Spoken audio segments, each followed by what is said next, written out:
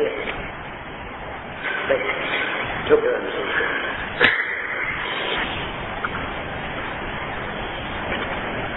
Sebenarnya tadi saya bisa dilanjut. Khawatir nanti suaranya tidak bisa lanjut nanti.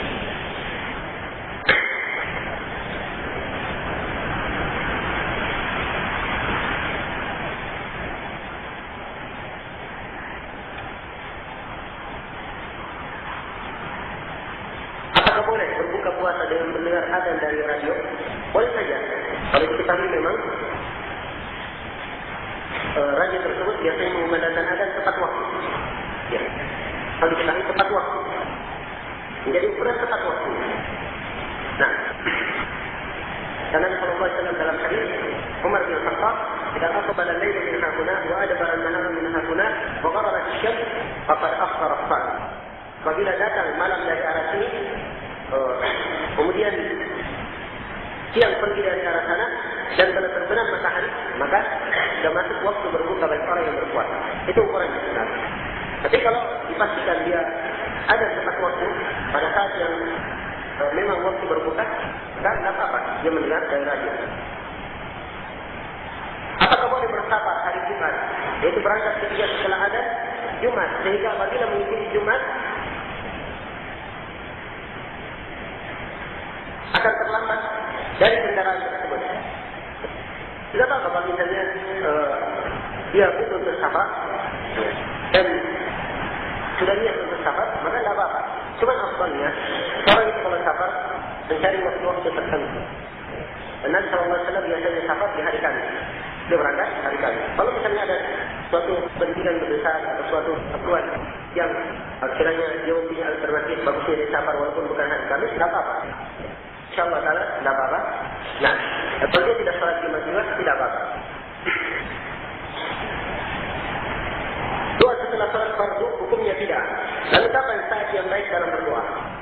Saat yang baik dalam berdoa, satu, antara adzan dan qomat. Termasuk doa mustajabah itu. Kedua, pada saat sujud. Nah, Nabi sallallahu alaihi wasallam bersabda dalam hadis Abu Hurairah riwayat Muslim, "Aqrabu ma baina al-'abdi wa baina rabbih wa huwa sajid." Fakir fihi min ad-du'a. Ketika seorang hamba dengan Rabbnya dan ia dalam keadaan sujud, maka perbanyaklah doa di dalam sujud itu. Tempat yang ketiga, adalah sebelum salam, setelah tasyahhud.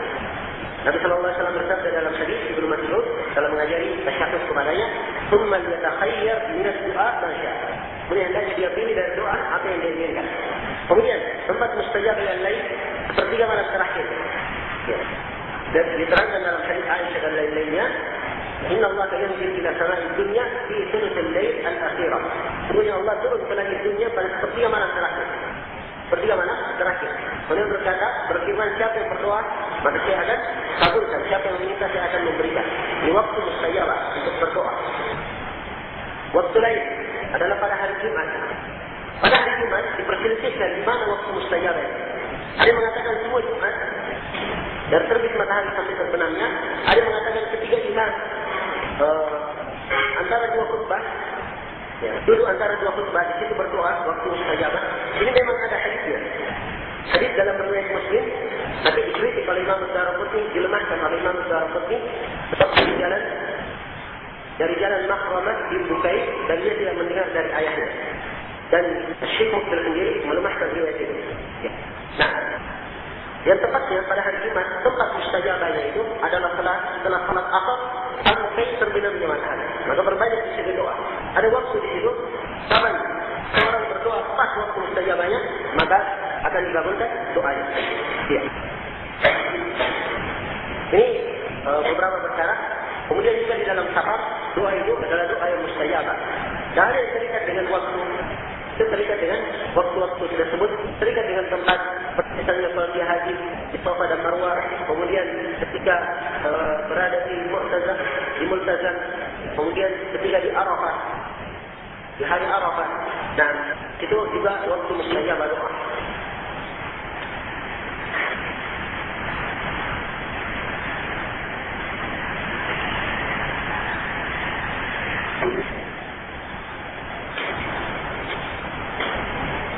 Ini pertanyaan bagaimana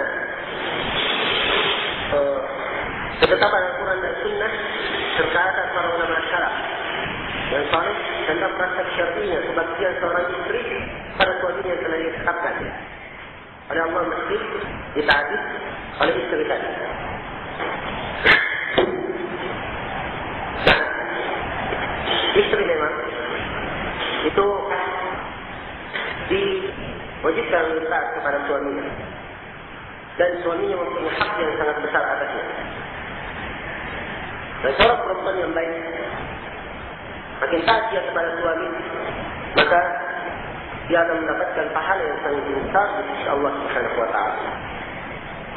Kalau kita melihat sejarah para perempuan sahabiat di zaman Rasulullah sallallahu alaihi wasallam, mereka adalah perempuan yang tidak pernah terdengar ada keluh kesah atau yang semisal dengannya dalam keadaan menghalangi ibadah para suaminya misalnya, apakah itu berangkat jihad atau yang semisal dengan ini. Nah, yang sangat menakjubkan dalam hadis riwayat Muslim, putri Abu Bakar radhiyallahu taala anha, siapa namanya? Ummu Salamah kalau tidak salah. Yang lain. Dia ini nikah dengan Zubair bin Awwam. Maka istri ini yang mencuci kudanya, rawatnya, kemudian yang perlu mengambil dan dari perjalanan berapa kilo dia bawa dengan kepalanya. Nah, kita diharuskan juga memang setiap perempuan menunjukkan bakti kepada suami. Dan juga seorang suami punya dan seorang istri punya hak atas suaminya. Dan suami punya kewajiban terhadap istrinya. Allah Subhanahu wa taala berfirman, "Wa ashiruhunna bil ma'ruf." Dan bermuasyarah kalian, hiduplah kalian dengan para perempuan dengan yang ma'ruf, dengan yang baik. Nah, maka semuanya harus tahu tanggung jawab. Bukan hanya istri saja yang disuruh hal tersebut, tapi juga suami harus tahu tentang itu dan harus tahu apa tujuan dari nikah itu, supaya lebih meningkatkan ibadah pada Allah Subhanahu wa taala. Makanya harus ada ta'awun yang baik. Wa ta'awunu 'alal birri wat taqwa. Kalau menolong kalian dalam kebaikan dan ketakwaan.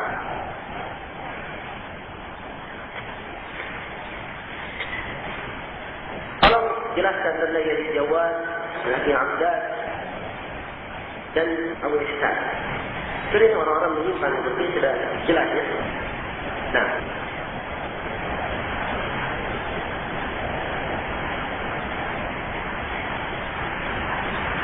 dan kalau mengatakan sudah rujuk mereka ini, itu adalah perkara yang tidak bisa dibenarkan. Saya sendiri mendengar dari berapa kali Syekh Ali Hasan datang dari kaset yang pertama. Kedatangan pertama Syekh Ali sendiri tahdir keras terhadap Isya al-Quran. Kedatangan kedua bersama Syekh Salim al-Hilali juga bertahdir Isya al-Quran. Dan beliau memberi pelajaran berharga. Ayahnya dulu dengan ahli Qiyah. Kemudian yang ketiga, ditanya lagi Syekh Salimnya ditanya, bagaimana kita Isya al-Quran? Kata beliau, kita tidak ragukan ini yayasan Hizbiyah. Tapi masih beredar juga riwayat sunnah pengumumannya Isya al-Quran. Ya. Masih tergabung dari wilayahnya Isya al-Quran. Apa di belakang tersebut? Perebutan Hizbiyah. Nah, maka yang seperti ini ya ikhwan, tidaknya seorang itu menahan dirinya untuk menjaga dari orang-orang yang seperti ini, orang-orang yang tidak mendengar dari para ulama. Dan dari dulunya seperti itu, jatuh dalam kesalahan, diingatkan, maka dia membaca orang-orang yang mengingatkannya. Lama kelamaan baru mengatakan rujuk. Nah, jangan kembali dari masalah subudiyah dan seterusnya. Allah Ta'ala. Dan banyak pembicaraan tentang hal tersebut, dengan waktu Allah sendiri. Kita lihat pertanyaannya lagi. Apakah benar Syekh Al-Albani yang berkhusus tentang Salah Abdad? Ini orang dari awal kita ketahui orang yang tidak di atas istiqamah. Dari awal. Silakan, sampai tidak. Dan orang yang mengatakan bahawa dia ini bagus dalam ilmu hadis itu hal yang sangat jauh sekali. Hal yang sangat jauh sekali. Saya tidak pernah membaca banyak dia. Dan sebagian itu berikan kepada saya sebagian tulisannya yang namanya Al-Masail itu, diberikan tentang masail. Karena orang ini jahil terhadap istilah para ulama hadis. Kebanyakan hukum-hukumnya, kadang dia ambil dari takribnya Syekh Al-Albani. Setelah itu datang di Abdullah, dia berkata, "Qultu," saya berkata. Nah, ini dari perkara-perkara yang melanggar amanah ilmiah. Kadang hadisnya lemah, katakan oleh dia sahih, sebab tidak nampak ilah yang tersembunyi. Dan nampak ilah yang tersembunyi. Yaitu banyak contohnya. Kemudian juga karena tidak pernah dulu dengan para ulama, akhirnya takribnya juga cara menyusun takrib itu amburadul. Ini semua adalah hal-hal yang jelas. Nah, mudah-mudahan nanti Ustaz ada kesempatan. Memang saya sudah bikin apa namanya rangkuman-rangkuman singkat hal yang tertentu. Jelaskan tentang lemahnya orang ini dan sisi ilmu. Kita dikembangkan dulu. Mudah-mudahan ada waktu insyaallah. Apakah benar Syekh Al-Albani mujaddid di abad ini? Syekh Mukbil rahimahullah beliau mengatakan Syekh Al-Albani mujaddid di abad ini. Nah, dan bukan hal yang terlarang kalau misalnya ada beberapa mujaddid. Ya. Dan para masyayikh yang lain mengatakan Syekh bin Baz mujaddid di zaman ini. Ya. Dan Syekh Rabi sendiri mengatakan Syekh Mukbil mujaddid di negeri Yaman. Dan memang beliau mujaddid di negeri Yaman tanpa ada keraguan. Yaman yang sedemikian rupa dengan disebut beliau dakwah beliau rahimahullah selama sekitar 25 tahun, subhanallah. Di negeri yang sudah tersebar sunnah. Di negeri tersebut. Hampir setiap kota ada murid beliau. Nah, seorang imam batal sewaktu sujud, apa yang harus dia lakukan?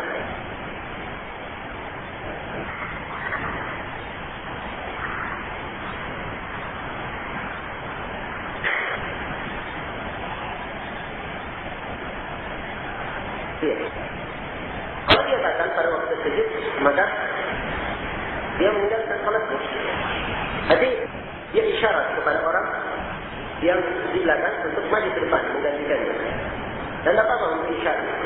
Tidak apa-apa memberi isyarat. Sebab Nabi SAW sendiri kadang beliau memberi isyarat. Dan sebagian sahabat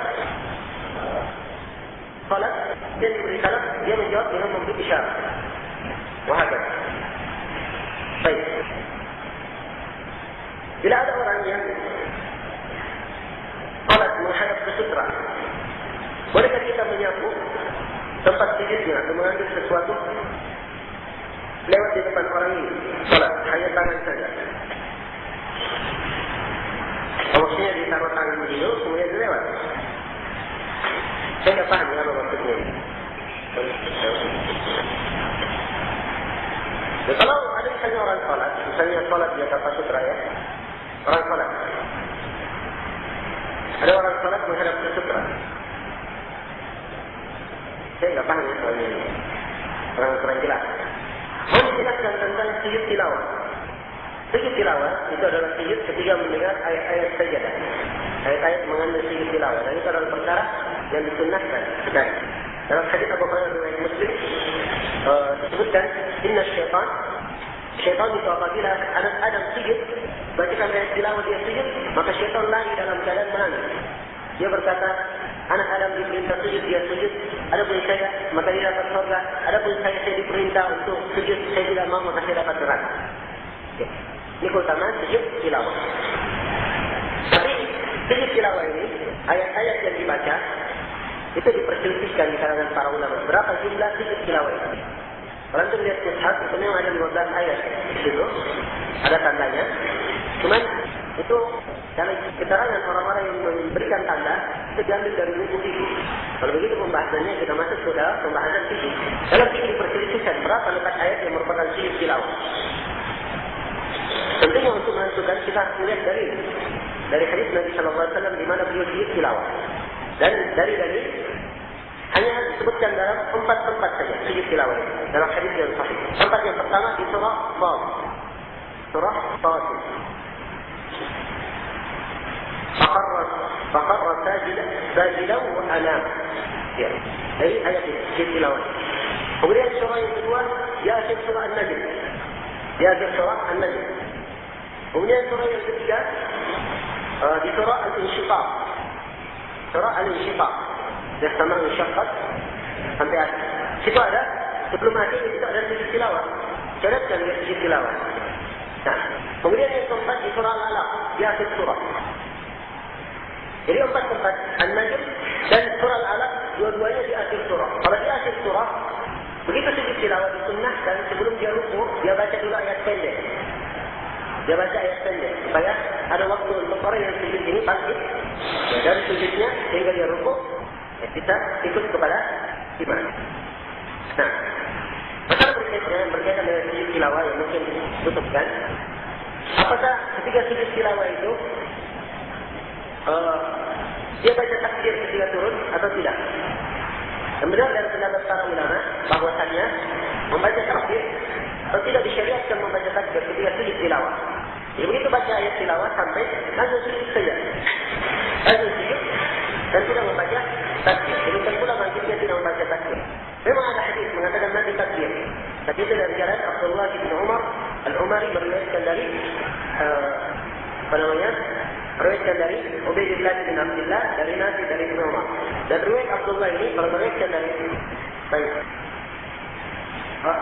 dari jalan Abdullah bin Umar Al-Umari dari Nafi. Dan dia itu lemah hadisnya. Kemudian menyelesaikan riwayatnya Ubaidillah dari Nafi. Menyelesaikan. Maka hukum riwayatnya itu sebagai hadis munkar. Itu sebagai hadis munkar dalam kategori ilmu hadis. Iya. Jadi itu mungkin secara ringkas. Ada pun sujud tilawah pada surah Sajdah itu tidak disyariatkan sujud itu. Hadis-hadisnya lemah. Bagaimana yang diterangkan oleh Hafiz dalam Fathul Bari. Sahih memang ada sahih dari perbuatannya Ali bin Abi Thalib saja. Diriwayatkan oleh Imam Al-Tahawi dalam syarat Mushkil Athar dengan sanad yang hasan.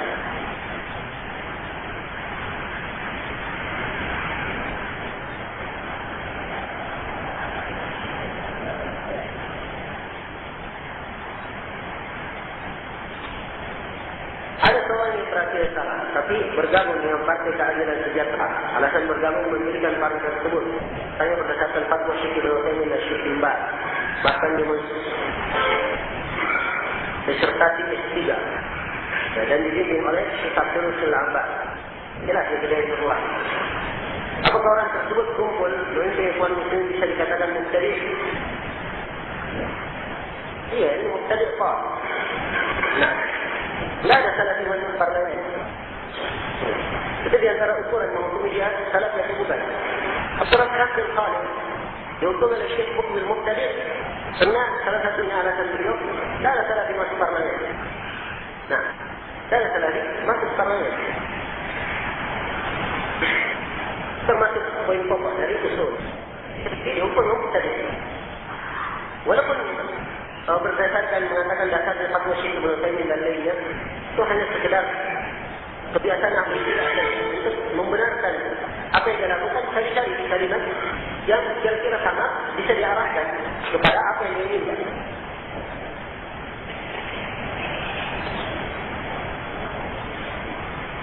Ini salah dengar.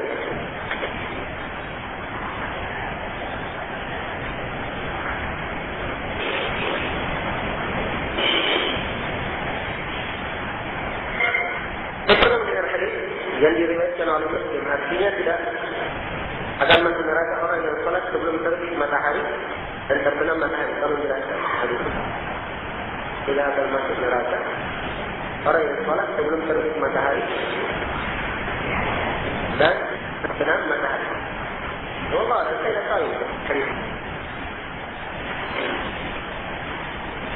Oleh inginkan dengannya kepada sebelum terbitnya matahari itu waktu terlarang. Kalau menginginkan salat sunnah, waktu terlarang dua ini. Sebelum terbit matahari, setelah terbitnya itu waktu terlarang melakukan salat sunnah. Itu diperiksa kembali ya konteksnya. Kayaknya tidak seperti itu konteksnya.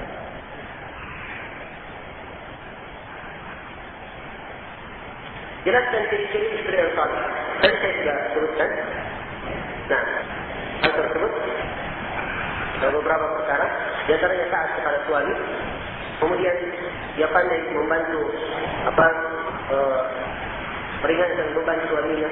Nah, apakah itu dari sisi pekerjaannya. Kemudian paling pentingnya lagi mengatur rumah tangganya, mengurus anak-anaknya, mendidik anak-anaknya, memperhatikan pendidikannya. Dan itu asal tugas dari perempuan. Dan itu perempuan asalnya tinggal di rumah. Itu asal. Tidak keluar dari asal ini kecuali dengan udzur yang syar'i. Dalam Al-Quran dikatakan waqarna fi buyutikunna wa la tabarrujna tabarrujal jahiliyyah ula. Dan tinggallah kalian di rumah saja. Perintah. Jadi kan wajib. Asal wajibnya mereka tinggal di rumah. Tidak ada alasan keluar kalau ada udzur syar'i. Kecuali kalau ada udzur syar'i. Baru boleh keluar. Nah, masalahnya adalah di rumah, apalagi sudah sebagai ibu rumah tangga, hendaknya banyak mendidik anak-anaknya. Kemudian juga ciri istri yang salihah adalah perempuan yang senantiasa giat dengan menuntut ilmu, sibuk dengan menuntut ilmu, menyibukkan keluarganya dengan ilmu. Ini adalah sifat yang sangat terpuji. Bagaimana menghilangkan sifat riya? Cara menghilangkannya, pertama, dia harus tahu bahwa amalan itu harus dimurnikan untuk Allah Subhanahu wa Ta'ala.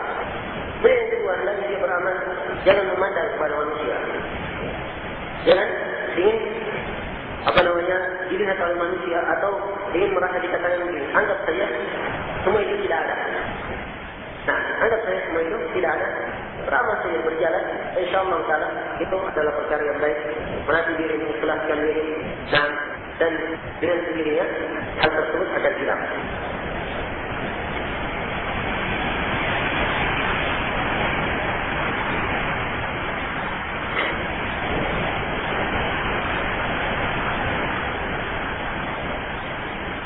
Menjelaskan sejarah singkat tentang Imam Ad-Darqutni.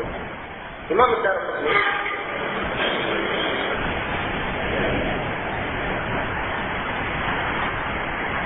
nama lengkap beliau Abdul Hasan Ali bin Umar Ad-Darqutni.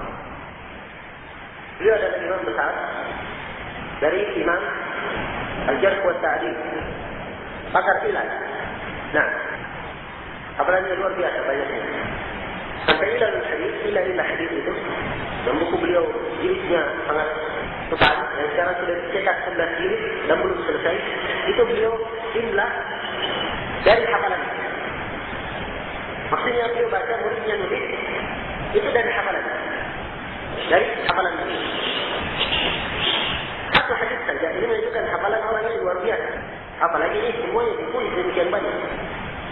Nah, menunjukkan kuatnya beliau dalam pengetahuan agama dan dalam ilmu hadis.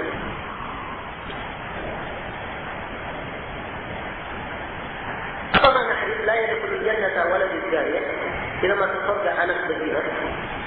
Ya, maksudnya tidak masuk surga bukan artinya tidak masuk surga anak sekali, tidak. Tapi maksudnya berzina itu anak yang muncul dari hasil perzinahan. Biasanya karena perzinahan namanya dari hubungan yang dosa. Karena asalnya dari air yang tidak baik, maka kebanyakannya, rata-ratanya, ya seperti itu juga hasilnya. Sesuatu yang tidak baik dan kebanyakannya bisa menyebabkan dia masuk dalam perkara yang menyebabkan dia dimasukkan ke dalam neraka. Nah, ini jadi hukum kebanyakan. Ada pun mengatakan tidak masuk surga sekali ini, itu tidak. Tapi dirinci ya, seperti yang saya katakan ini tadi. Allah Ta'ala.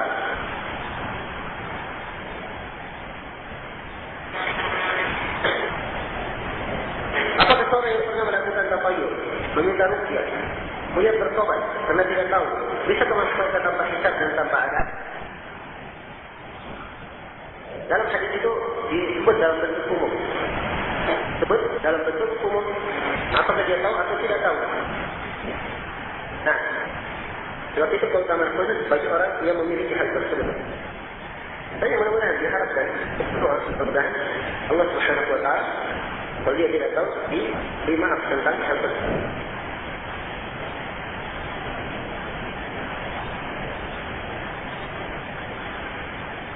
Anda pernah dengar kisah tentang seorang perawi, katanya namanya Imran bin Hittan. Bagaimana kisah ini? Kalau benar tolong jelaskan. Imran bin Khattab ini asalnya ahli sunnah. Dia ingin menikah dengan seorang perempuan berpemikiran Khawarij. Berpemikiran Khawarij perempuan ini. Dia katakan saya nikahi dia, nanti saya dakwah masuk pada sunnah. Gitu. Maka setelah nikah apa yang terjadi? Justru dia terpengaruh dari istrinya dan menjadi Khawarij lebih getol dari istrinya. Sampai Abdurrahman bin Muljim yang membunuh Ali bin Abi Thalib, dia puji dalam beberapa bait syair. Puji oleh Imran bin Khattab. Ini bahayanya hidup dengan ahli bidah. Hidup dengan ahli bidah.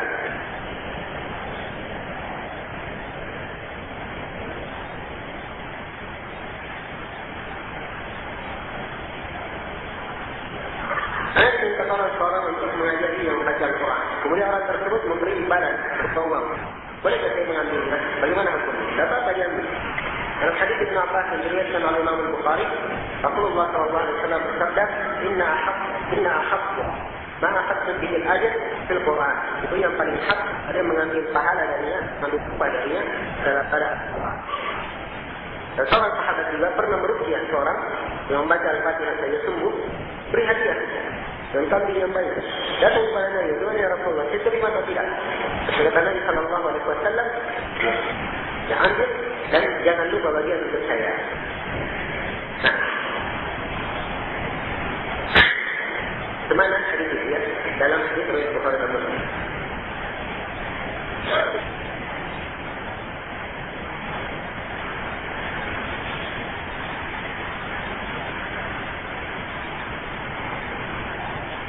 Disampaikan bahawa pembagian hadis ahad dan mutawatir berasal dari ahli bidah. Apakah berarti pembagian ini salah dan tidak boleh dibaca dalam ilmu hadis? Dan pembagian, adapun pembagian itu pembagian asalnya dari ahli bidah. Seperti yang saya terangkan pada pertemuan yang tapi berhubung karena sudah tersebar pembagian ini, maka para ulama hadis tetap ada yang menyebut hal tersebut pembagian mutawatir ahad. Cuma bedanya mereka hanya menyebut saja perbedaan dari sisi riwayat. Tidak berkaitan dengan masalah ahkam hukum. Perbedaan dari sisi riwayat. Nah, itu pun ulama ahli hadis yang belakangan. Adapun ulama terdahulunya, itu tidak ada yang menyebutkan tentang pembagian mutawatir ahad.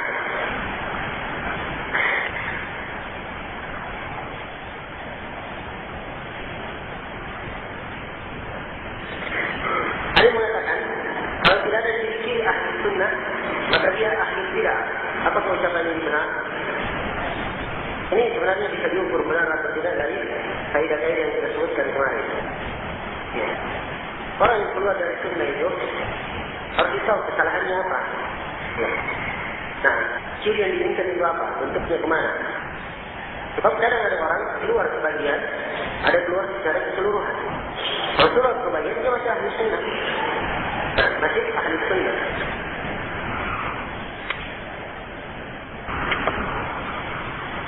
Ada yang menyatakan bahawa kita tidak boleh berpecah belah disebabkan adanya ustaz-ustaz yang bekerja sama dengan yayasan Ikhtiar Surat dan Sofwan. Ada para ulama yang membolehkan bekerja sama dengan apakah ini tidak benar? Dan harus diketahui ya bahawa bentuk kerjasama yang diinginkan kemarin saya sudah terangkan. Ya, kalau dia yayasan dia seperti Ikhtiar Surat dan Sofwan ini yayasan seperti ini, maka tidak ada kita punya hubungan kerjasama dengan ini. Dalam bentuk menerima sumbangan, rinciannya saya sudah sampaikan pada pertemuan yang telah lalu.